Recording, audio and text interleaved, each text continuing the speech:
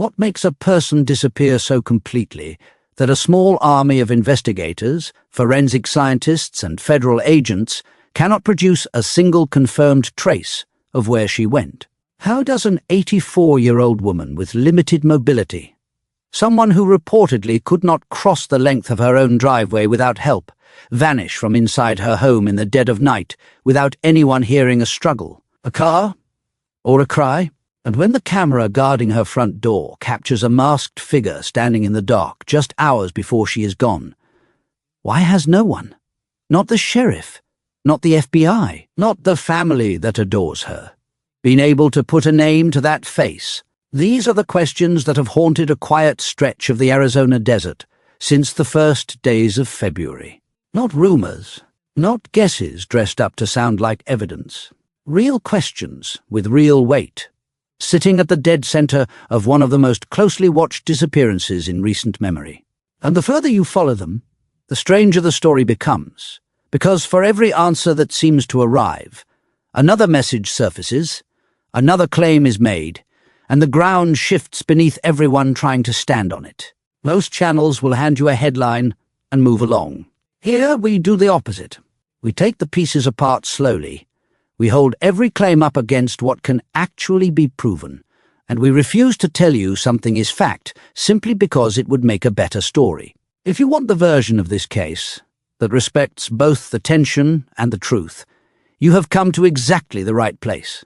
Before we go deeper, if you believe a case like this deserves careful, honest storytelling instead of empty speculation, take a moment to tap the like button and subscribe to True Crime Vic, because the closer we move toward the heart of this mystery, the more it will matter that you are here for every part of it.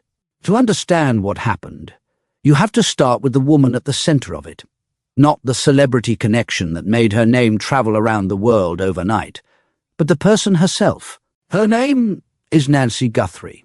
She was born Nancy Ellen Long in January of 1942 in Fort Wright, Kentucky, and she built her life far from where she started. She moved to the Tucson area in the early 1970s and stayed for more than 5 decades, long enough that the desert became home in a way few outsiders ever manage. She married Charles Guthrie and raised 3 children, Savannah, Annie, and Cameron. Her husband died in 1988, and Nancy carried on as the anchor of that family in the decades that followed. By early 2026, she was 84 years old. According to her family, she remained mentally sharp and fiercely independent, still living alone in her house in the Catalina foothills, a suburb tucked against the mountains just outside Tucson. But age had placed limits on her body. She had reduced mobility, and she relied on daily medication for a chronic condition, the kind of medication a person does not simply walk away from. She was active in her community and a regular churchgoer, the sort of woman whose absence from a Sunday service would be noticed within hours. That detail matters more than it seems, because it is the thread that first pulled this entire case into the light. The last ordinary evening of Nancy Guthrie's known life was Saturday, the 31st of January. Earlier that day, she had gone to her daughter Annie's home for dinner, a quiet family gathering with nothing to mark it as unusual. When the evening ended, her son-in-law, a man named Tommaso Cioni, who was married to Annie, drove her home. He dropped her off at roughly 9:48 at night. Moments later, according to the official account, her garage door closed, and he drove away. As far as anyone has been able to establish, Tommaso Cioni is the last known person to have seen Nancy Guthrie. There is no suggestion in the record that he is anything other than exactly what he appears to be, the family member who happened to bring her home on the worst night of their lives. But his account marks the final fixed point before the story slips into darkness. What investigators later pieced together about the hours after that drop-off reads like a countdown. At around 1:47 in the morning on Sunday, the 1st of February, a doorbell camera at Nancy's home was disconnected. At roughly 2:12, motion was detected on the property. And at about 2:28 in the morning, a bedside monitor connected to her pacemaker missed a scheduled transmission, a silent gap in the data where a steady signal should have been. Each of these moments is small on its own. Strung together, they form a chilling sequence, a quiet unraveling in the space of about 40 minutes while most of the neighborhood slept. Morning came, and with it the first sign that something was deeply wrong. Nancy did not appear for a church service she was expected to join. A member of her congregation, noticing her absence, reached out to the family to say she had not shown up as planned. Relatives went to check on her, arriving at her home just before noon. They searched the house and the surrounding property and found no sign of her. A little after noon, the family called 911 and reported her missing. Deputies from the Pima County Sheriff's Department arrived within minutes. What those deputies found did not look like a woman who had simply wandered off. Her phone was still inside the home. Her essential belongings were still there. For a person who depended on daily medication and could not travel far on her own, none of it added up to a voluntary departure. The Pima County Sheriff, Chris Nanos, would put it in blunt terms, saying investigators believed she had been taken from her home against her will, possibly in the middle of the night. He pointed to the plain reality of her condition, noting that she could not walk 50 yards by herself. This was not a search for a confused elderly woman who had lost her way. From very early on, it was treated as something far more sinister. As the hours passed, the picture darkened further. Investigators found bloodstains at or near the entrance of the home. Forensic testing would later confirm that the blood belonged to Nancy. The doorbell security camera that should have recorded the comings and goings at her front door had been removed. Personal items had been left behind. Taken together, these details led the Sheriff's Department to treat the house not as the last place a missing person was seen, but as a crime scene, and to bring homicide investigators in alongside the deputies still combing the area. Officials would not comment on the extent of any injuries or how much blood was found, a restraint that only deepened the dread for everyone watching from the outside. The response escalated quickly. Search and rescue teams fanned out with police dogs, drones, and aircraft. Federal help arrived, with the FBI joining a case that clearly needed more resources than any single county could bring, and Customs and Border Protection lent support as well. Within a day, authorities announced that the effort had shifted from a search operation to a criminal investigation. The desert around the Catalina foothills is unforgiving terrain, the kind of landscape that can swallow evidence and slow even the most determined searchers. Yet, despite everything they brought to bear, no trace of Nancy herself was found.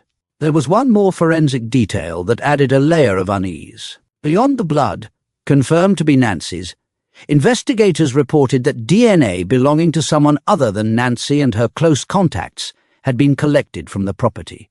Whose it was, and what it meant, would become one of the many questions the case could not immediately answer.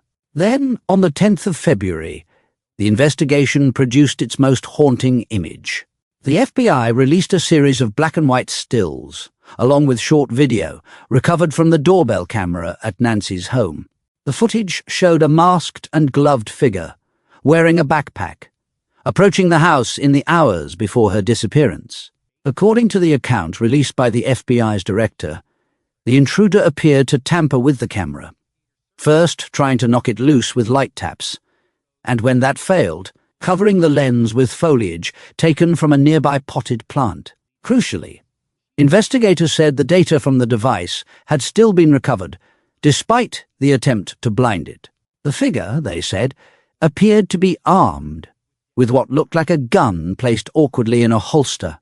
2 days later, on the 12th of February, investigators added detail to the shadowy outline. Based on forensic analysis of the footage, they described the suspect as male, roughly 5 feet 9 to 5 feet 10 inches tall, with an average build and a black mustache. They noted the specific backpack he was carrying, a 25-liter model. It was the closest thing the public had to a face. And yet it was still, in every way that mattered, a stranger. Months later, that description remains just that, a description. The masked figure at Nancy Guthrie's door has never been publicly identified. While the physical evidence was being pulled apart in laboratories, a second front opened in this case, one that would come to define it in the public imagination, and complicate it beyond anything investigators first expected. Messages began to arrive, sent not to the family directly, but to news organizations. On the 2nd of February, a Tucson television station reported that it had received a letter demanding payment for Nancy's release. Reporting at the time indicated that the letter contained specific details about her home and what she had been wearing on the night she disappeared, the kind of particulars that would be difficult for a random stranger to invent. Investigators reviewed it, took it seriously enough to share it with the FBI, and asked that its contents not be made public. The following day, another outlet reported receiving a note demanding a large sum in Bitcoin, complete with a cryptocurrency address and a deadline. In the days that followed, the reported demand climbed to a figure in the millions, with a deadline that came and went. The family responded the only way they could, publicly and carefully. In early February, Savannah Guthrie appeared in a series of video statements alongside her siblings, Annie and Cameron. She acknowledged that the family was aware of reports about a ransom letter, and she spoke directly to whoever might be holding her mother. She stressed something that reveals just how modern and disorienting this case had become, saying that because voices and images can now be manipulated so easily, the family needed proof that Nancy was truly alive and being held. They were asking, in effect, for confirmation in an age when confirmation itself has become slippery. In one of those messages, the family made their willingness plain, saying they understood, begging for their mother's return, and stating that they would pay. But for every message that carried the weight of possible truth, there were others that were nothing more than cruelty. This is where the case splits into two very different stories, and where you have to slow down and pay close attention, because the difference matters enormously. On the 5th of February, a California man was arrested on federal charges. His name is Derek Kallela, a 42-year-old from Hawthorne, California. According to the charges, he had contacted members of Nancy's family, sending 2 text messages on the 4th of February to her oldest daughter and to her son-in-law, along with a brief phone call. One of the messages, quoted in court paperwork, asked whether they had received the Bitcoin and claimed the sender was waiting on the transaction. Investigators traced the phone line and found it was tied to his account and that the call had come from his California home.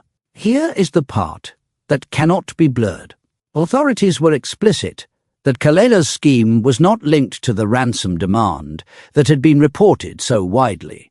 In their words, he was acting as an imposter, someone trying to profit from a family's agony and a nation's attention from a safe distance. He was charged with transmitting a ransom demand across state lines and with using a telecommunications device to threaten or harass, and his case was set to move toward trial.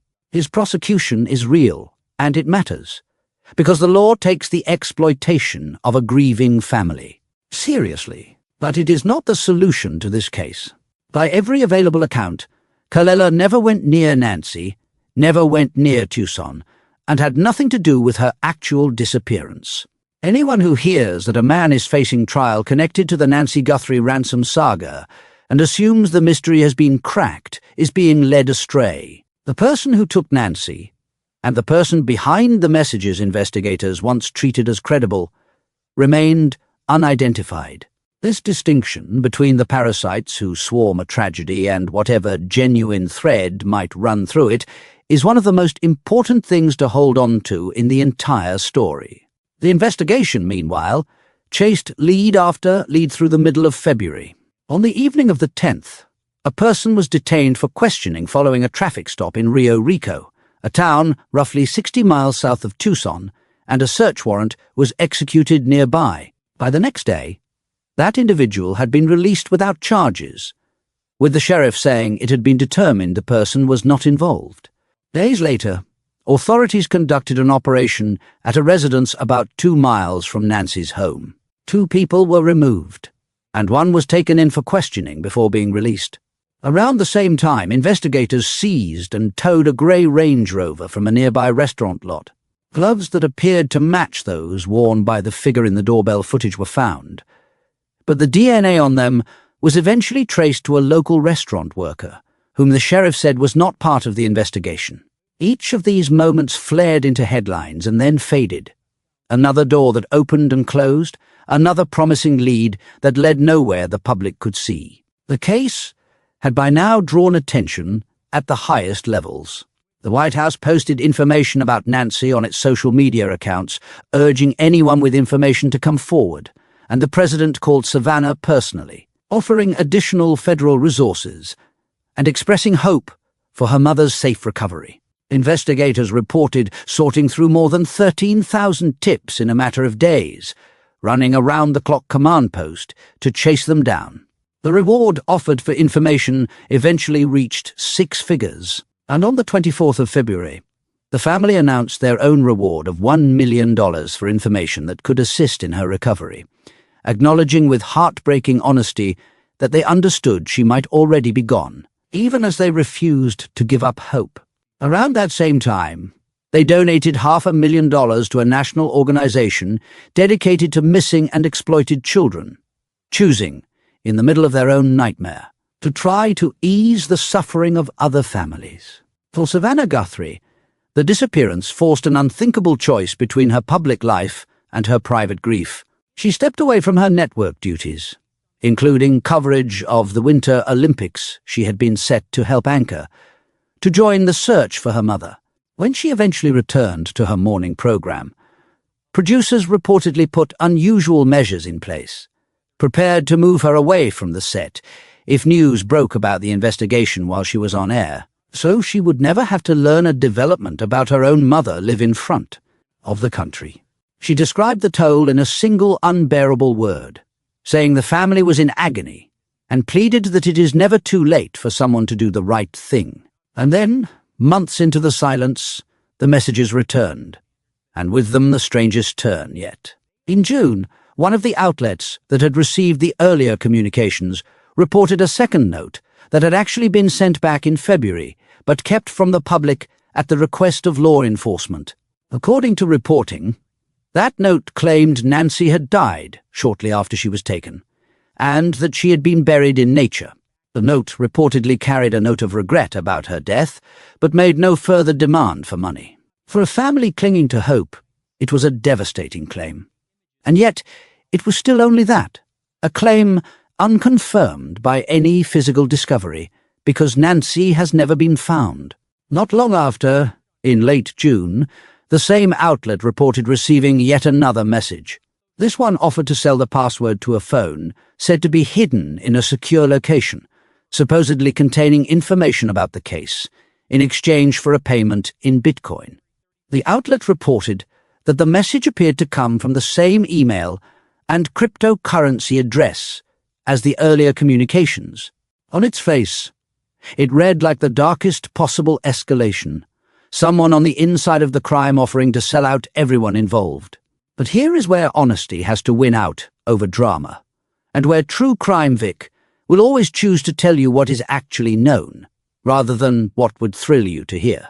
The authenticity of these messages is not settled. It is disputed at the highest levels. Savannah Guthrie has said that she and her family came to believe that 2 of the notes were real, while most of the flood of messages were fake. Yet more recently, an official speaking on behalf of the federal investigation indicated that none of the ransom notes, including the earliest ones, and the recent offer to sell information, are believed to be genuine. And a second law enforcement source echoed that assessment. Almost immediately, the outlet that received the messages reported that its own sources pushed back against that conclusion.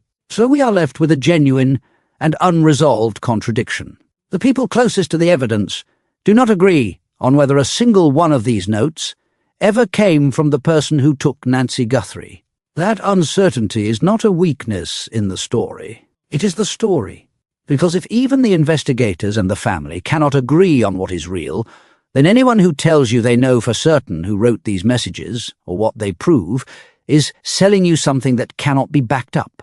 Strip away the noise, the imposters, the disputed notes, the leads that dissolved on contact, and you are left with a small handful of things that are simply terribly true.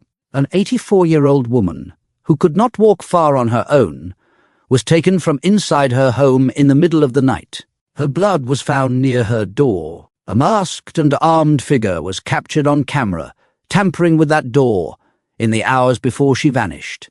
And that figure has never been identified. DNA that does not belong to her or her close contacts was recovered from the scene. Deadlines set by unknown senders came and went. And through all of it, across every search, every warrant, every tip, and every headline, the one thing everyone actually wants remains out of reach. Nancy Guthrie has not been found.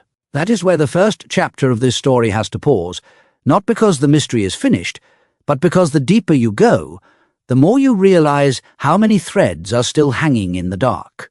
Who was the figure at the door? And how did he move an immobile woman out of her home without leaving a clearer trail? Whose DNA was left behind? And why has it not led anywhere the public can see? Were any of those messages ever real? And if even one of them was, what does it reveal about the mind behind this crime? And beneath all of it lies a question that has quietly begun to reshape how some are looking at this case. A question about why anyone would target this particular woman on this particular night. That is precisely where we will pick up next. And it is where the story turns in a direction most people never saw coming. If you have made it this far, then you already understand that this case deserves more than a quick summary and a rush to judgment, and that is exactly what we do here.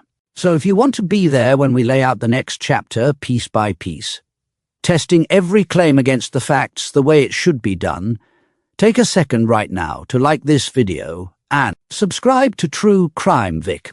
And turn on notifications so you do not miss the part where everything you thought you understood about the disappearance of Nancy Guthrie begins to shift. Until then, keep asking the hard questions, because somewhere out there, someone still knows exactly what happened, and the search for the truth is far from over. What if the woman at the center of this case was never the person the criminals actually wanted? What if a frail grandmother, taken from her bed in the dark, was chosen not for anything she owned, but for someone she happened to be connected to? And what does it say about the world we live in now that a person can become a target simply by loving someone whose fortune exists in a form that cannot be touched, cannot be seized, and cannot be stolen by force alone? In the first part of this story, we walked through the vanishing itself, the blood on the porch, the masked figure at the door, the tangle of messages that no one has been able to fully trust. We ended on a wall of questions with no clear answers. But in the months since Nancy Guthrie disappeared, a new idea has entered this case, one that did not exist in the public conversation at the beginning. And it reframes almost everything you thought you understood about why an 84-year-old woman with no wealth of her own would ever be worth taking. It is a theory, not a verdict. It is unconfirmed by the people leading the investigation. But it is the most coherent explanation anyone has offered so far. And once you understand it, the strange shape of this crime begins to make a terrible kind of sense. If this is the kind of case you want followed honestly, all the way to the edge of what can actually be proven and no further, then take a moment right now to tap the like button and subscribe to True Crime Vic. Because what we are about to unpack is exactly the sort of thread that most coverage either ignores or gets dangerously wrong. The idea arrived not from a police press conference, but from the world of cryptocurrency security. A blockchain security firm called CertiK, one of the most prominent companies of its kind, included Nancy Guthrie's suspected abduction in a report on a category of crime known as a wrench attack. More precisely, they classified it as a wrench attack by proxy. That label, quietly attached to her name in an industry document, would go on to reshape how many people see this entire case. To understand why, you have to understand what those words actually mean. Because they describe a kind of crime that barely existed a few years ago and has since become one of the fastest growing threats in the digital age. Here is the problem that gave birth to it. When a person holds a significant fortune in Bitcoin or another cryptocurrency, that fortune sits behind layers of encryption that are, for all practical purposes, unbreakable. You cannot simply hack your way into a properly secured digital wallet. The mathematics that protect it would take computing power beyond anything a criminal could realistically assemble. So the people who wanted that wealth found a different route. Rather than attacking the code, they began attacking the person who holds the keys to it. The term itself comes from a satirical online comic published years ago, built around a darkly simple joke. Why spend a fortune trying to crack unbreakable encryption when you could simply threaten someone with a cheap wrench until they hand over the password themselves? The name stuck, and the crime it describes stopped being a joke a long time ago. A wrench attack, then, is not a clever piece of hacking. It is brute human coercion. It is a home invasion, a kidnapping, a threat of violence aimed at forcing a person to unlock and transfer their own digital assets. And the reason it works so well is rooted in the very nature of cryptocurrency. Once a transfer is authorized, it is final. There is no bank to call, no fraud department to reverse the charge, no way to claw the money back once it has moved. The instant a frightened victim is forced to approve that transaction, the criminal has won, permanently and irreversibly. That permanence is what makes the human being holding the key so valuable and so terribly vulnerable. Now add the second half of the phrase, the part that makes this case so chilling. A wrench attack by proxy. In the earliest wave of these crimes, the attackers went straight for the people who held the wealth. But those people learned. They hardened their homes, hired security, hid the scale of what they owned, and became difficult and dangerous to confront head-on. So the criminals adapted, the way predators always do when their prey grows harder to catch. If you cannot easily reach the protected person, you reach the person they love. Not the one with the fortune, but the vulnerable relative standing just outside the walls of that protection. The elderly parent in a quiet neighborhood. The family member with no alarm, no guard, no security of any kind. You take that person, and you let the love of the one who actually holds the keys do the rest of the work for you.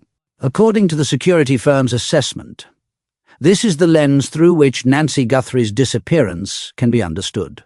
Not as a random act of violence against a defenseless woman, but as a calculated move against someone connected to her, using her as the lever. In the firm's own framing, she was described as having been taken as part of a multi-million-dollar Bitcoin ransom demand. An example, they said, of a documented trend in which criminals deliberately select a proxy target rather than the asset holder. On paper, the theory does something no other explanation has managed. It accounts for the enormous cryptocurrency demand. It accounts for why the person taken was a frail woman with no known digital wealth of her own. It accounts for the entire architecture of a crime that otherwise seems to make no sense. And this is not some exotic scenario dreamed up to fit one case. The data behind it is real. And it is alarming. In its reporting for the early months of the year, the firm documented dozens of verified wrench attacks in a single 4-month stretch, a sharp increase over the same period a year earlier, with combined losses running into the hundreds of millions of dollars. The year before had already shown a steep rise over the years before that, and the projections for the full year point higher still. Investors have been targeted, wealthy holders have been attacked, and family members have been seized to pressure the people who control the keys. As cryptocurrency wealth has spread, so has the violence that chases it, and the numbers show a category of crime that is not slowing down, but accelerating. What makes the proxy version so insidious is a single shift in logic that the analysts keep returning to. In this new landscape, it is no longer only the ownership of digital wealth that puts a person in danger. It is proximity to it. You do not have to hold a single coin to become a target. You only have to be close to someone who does, or even to someone the criminals merely believe does. That is a profound and frightening expansion of who counts as fair game. A person who has never touched cryptocurrency in their life, who barely understands what it is, can be swept into the crosshairs simply because of who sits beside them at a family dinner. If that framework applies here, then Nancy Guthrie's greatest vulnerability was not anything she possessed. It was who she was connected to, and the fact that she lived alone, without protection, in a place where reaching her was easy. But here is where I have to slow us down, because this is exactly the point where a lot of coverage goes off the rails, and where true crime Vic will always choose caution over a satisfying story. That classification, as compelling as it is, remains an outside assessment. It came from a private company that studies these patterns, and it was amplified by a retired federal agent who called it a significant break in the case and openly wondered aloud whether anyone in the family holds a cryptocurrency account. What it is not, at least as of now, is a confirmed finding by the people actually running this investigation. The Sheriff's Department and the FBI have not officially endorsed the wrench attack label, and no motive has been publicly confirmed at all. The theory sits in the space between expert analysis and proven fact, and anyone who tells you it has been established as the answer is getting ahead of what the evidence can support. And there is a second trap here, one that is even more important to avoid, because it is where speculation curdles into something that can genuinely harm innocent people. It would be tempting to argue that a crime this precise, one that required knowing about hidden wealth, knowing which relative was the soft target, knowing the layout of a quiet home, and the one stretch of night when no one would check on her, could only have been designed by someone close to the family. It is a seductive line of reasoning. It is also directly contradicted by the two things that matter most. The first is that the sheriff leading this case issued a clear public statement declaring that the entire Guthrie family, every sibling and every spouse, had been cleared as possible suspects, and that the family are cooperative, gracious, and themselves victims in this tragedy. That is not a grey area. That is law enforcement telling the public, in plain language, where not to point.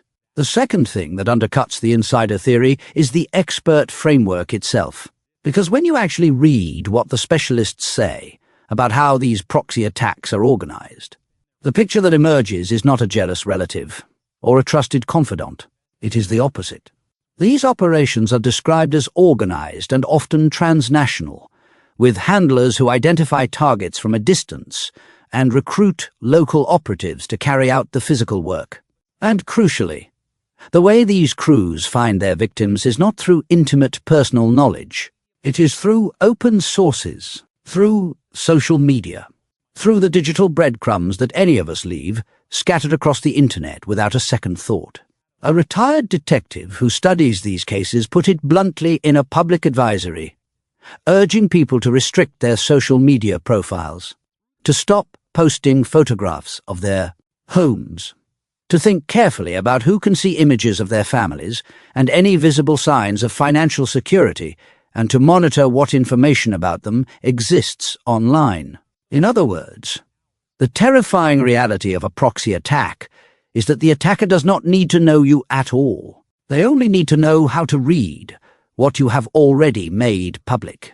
The people who assemble these profiles are strangers piecing together a target from data, not intimates betraying someone they love.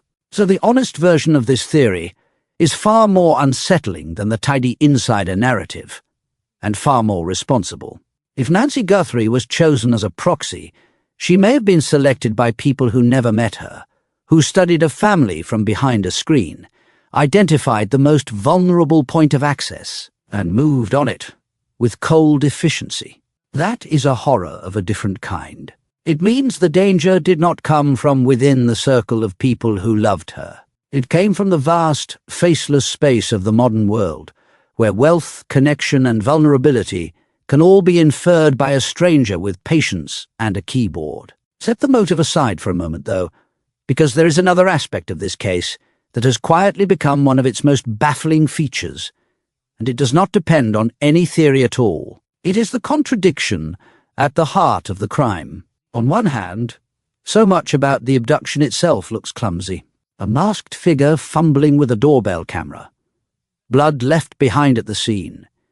Genetic material recovered that did not belong to Nancy or to anyone close to her. A trail of physical evidence that a truly professional operation would never leave. And yet, on the other hand, for months now, against the full weight of a federal investigation, a nationally known family, and a combined reward that has climbed past $1 million, not a single confirmed trace of Nancy herself has surfaced. How do you reconcile those two things? How can the same people be careless enough to scatter evidence across a crime scene, and disciplined enough to make an entire human being vanish without a trace? There is no confirmed answer to that question, and I am not going to pretend to give you one. Nancy has not been found. Whether she is alive or not has never been established by anything physical, only claimed in messages that authorities have openly cast doubt on. One of those messages suggested she had been placed somewhere in nature, but the sheriff has publicly questioned the authenticity of the notes surrounding this case, and has pointed out that people have already been arrested elsewhere for sending fake ransom communications. So when you hear confident declarations about where her body supposedly lies, remember that every one of those geographic claims traces back to the same murky, disputed channel of anonymous messages. The searches have gone in many directions and produced nothing. That absence is real. What it means is still unknown. And that leads to the question this entire case keeps circling back to, the one that no theory, however elegant, can substitute for. Where is she? Because the completeness of this disappearance is genuinely extraordinary. Months have passed, and a case with this much attention, this much manpower, and this much money attached to it would ordinarily have produced something by now. The fact that it has not is either a testament to how carefully she was hidden, or a sign that the loudest claims about her fate are not to be trusted. Possibly both. What I will not do is fill that silence with a story I cannot prove, because the moment we start treating our own guesses as facts, we stop honoring the woman at the center of all this and start using her as a prop. Here is what I can tell you with confidence, because it comes from the people actually doing the work. This case is not cold.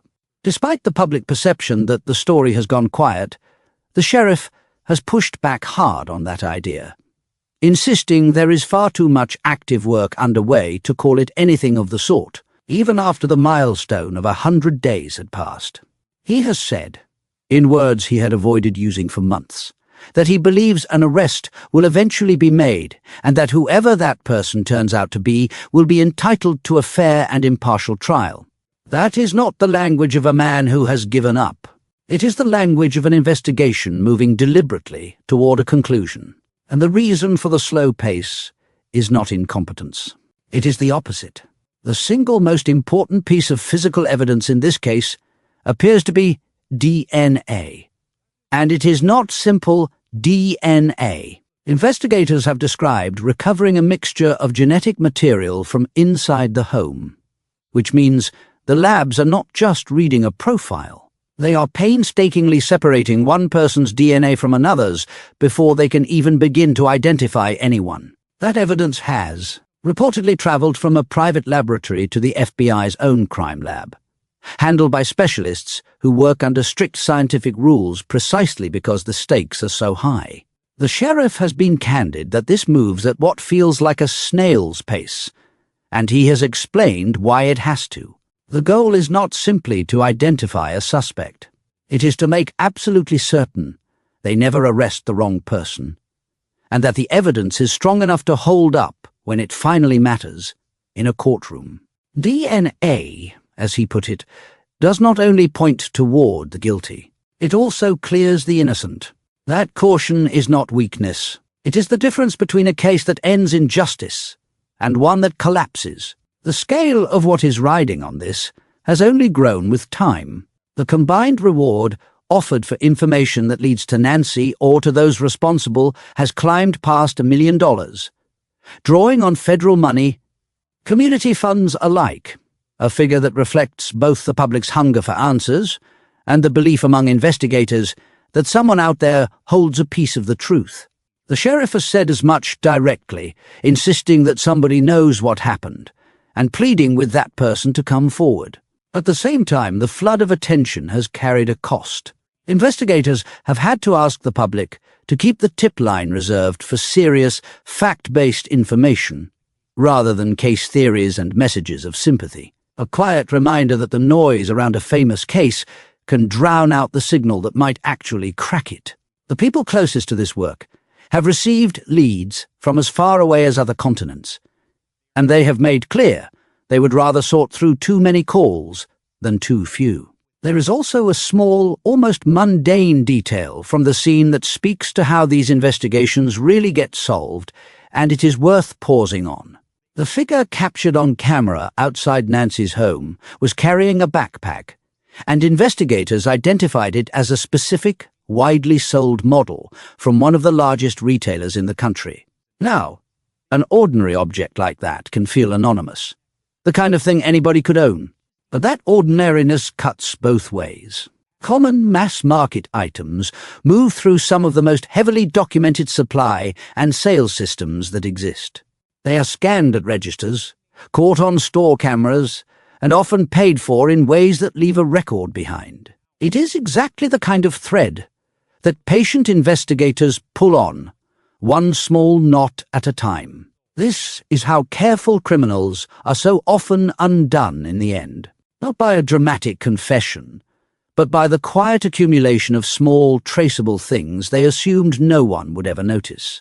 So let me draw all of this into one honest frame, because the picture, while still incomplete, is clearer than it has ever been.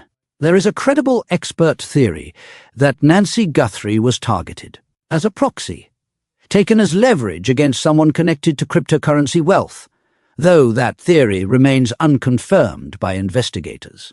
There is a documented and rising global pattern of exactly this kind of crime, driven by strangers who study their targets from a distance rather than intimates who know them. There is a family that has been formally cleared and declared victims, which means the search for the truth points outward, into that wider and darker world, not inward at the people who loved her. There is a genuine and unresolved contradiction between how messy the abduction looks and how completely she has vanished. And there is an investigation that, contrary to the silence, is described by the people leading it as anything but finished, grinding forward on DNA, on video, and on the ordinary physical traces that criminals always leave behind. What remains are the questions that still have no answer. Who was the masked figure at the door? And has the genetic material left behind already put a name in a file somewhere, waiting for the science to catch up? Was Nancy truly the target, or was she, as the experts fear, simply the unguarded path to someone else? And most painfully of all, where is she now? And will the people who know finally be forced into the light? These are the threads we will keep pulling, carefully and honestly, as this case continues to move. If you have stayed with me to the end of this, then you already understand why this story demands patience and precision, rather than a rush to name a villain. And that is exactly the standard we hold ourselves to here.